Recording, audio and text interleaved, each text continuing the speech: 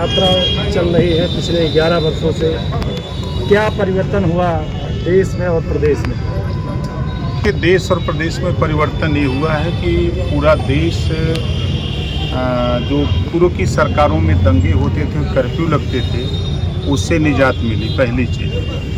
दूसरी चीज़ कि कल तक आप सुल्तानपुर से लखनऊ जाने में कितनी दूरी तय करते थे और आज आप कितने समय में पहुंच जा रहे हैं। आप खुद समझ रहे हैं कि सड़क जो कनेक्टिविटी हुई है, ये खाली सुल्तानपुर ही नहीं, पूरे देश में जो सड़क कनेक्टिविटी हो, चाहे रेल की कनेक्टिविटी हो, चाहे एयर कनेक्टिविटी हो, सभी में बड़े पैमाने पर काम हुआ है, जिसको कोई नकार नहीं सकता है। और मज़े की बात है कि प्रदेश में कोई भी व्यक्ति कानून अपने हाथ में लेने की कोशिश कर रहा है तो कानून 24 घंटे के अंदर उसको सलाखों के अंदर पहुंचाने का काम कर रहा है। और विकास के मामले में आप अगर शहर से और गांव की तुलना करेंगे तो आज गांवों में सड़कें, गांव में शौचालय, गांव में आवास, गांव में सामुदायिक शौचालय, गांव में हर तरह की सुविधा गांव तक ही पहुंचने जा रही है। अभी जैसे डिजिटल लाइब्रेरी गांव में खुल रही है,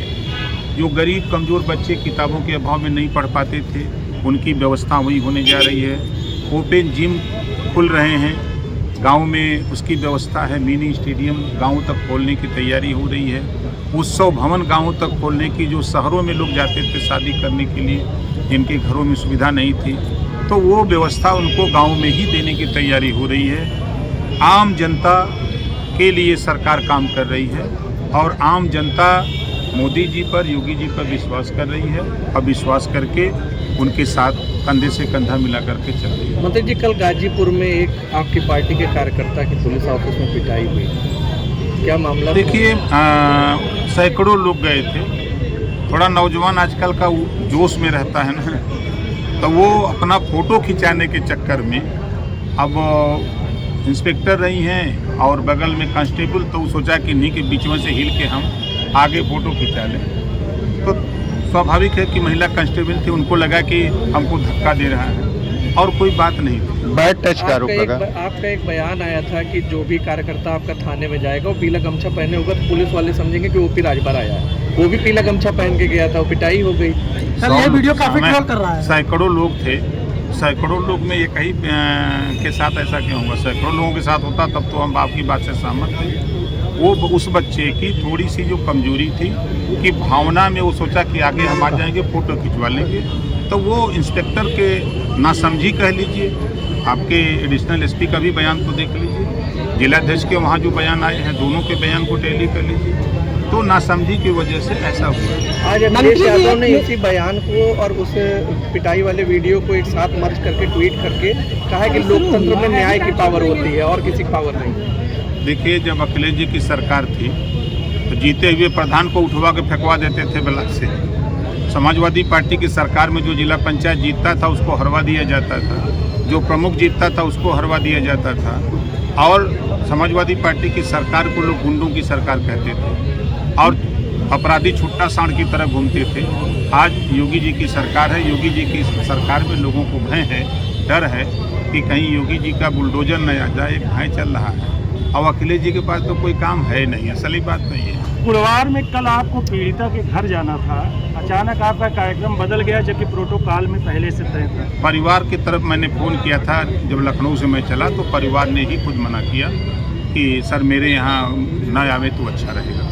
सर, राहुल गांधी अभी पीसी कर रहे हैं, आज हाइड्रोजन बम फोड़ने जा रहे थे। वो कह रहे हैं कि पिछड़ी जाति के जो वोटर हैं उनका नाम काट दिया गया है। इलेक्शन कमिश्नर वोट चोरों की रक्षा कर रहे हैं, वोट चोरों की। 60 साल कांग्रेस की सरकार थी, 60 साल में पिछड़े दलित अल्पसंख्यक का कितना भला किए हैं।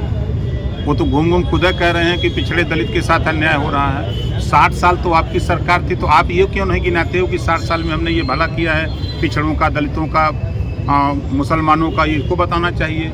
सुन रहे हैं कि वो का नाम है हाइड्रोजन बम बना रहे हैं, उनको पता नहीं किधर राजभर हैं। राजभर यहाँ जो है इलेक्ट्रॉन, न्यूट्रॉन, प्रोटॉन मिला के परमाणु बम बना रहे हैं। ओम प्रकाश राजभर, संजय निषाद, अनुप्रिया पटेल, ये हम लोग इलेक्ट्रॉन, न्यूट्रॉन, प्रोटॉन है। हाइड्रोजन ठोस करने की तैयारी और क्या समझ रहे हैं? ठीक।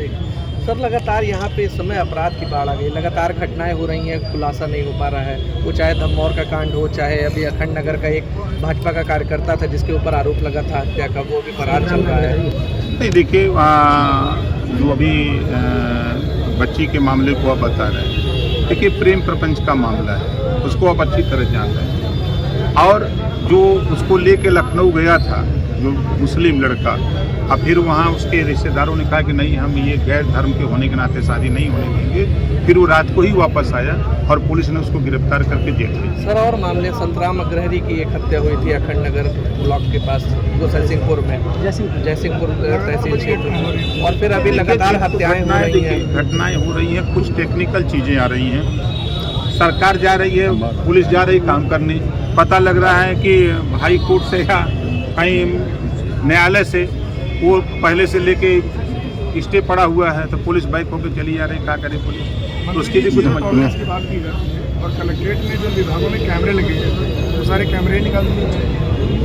एक कैमरे की जानकारी हमको दीजिए, हम FIR करा के खोजवाते हैं। भ्रष्टाचार मंत्री जी, एक जयसिंहपुर में सड़क का काम आया था, भ्रष्टाचार मुक्त कैसे होगा?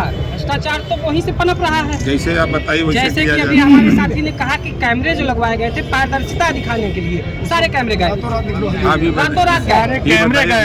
ये बताइए कि ये सरकार चोरी कर रही है कि विरोधी चोरी कर रहे हैं?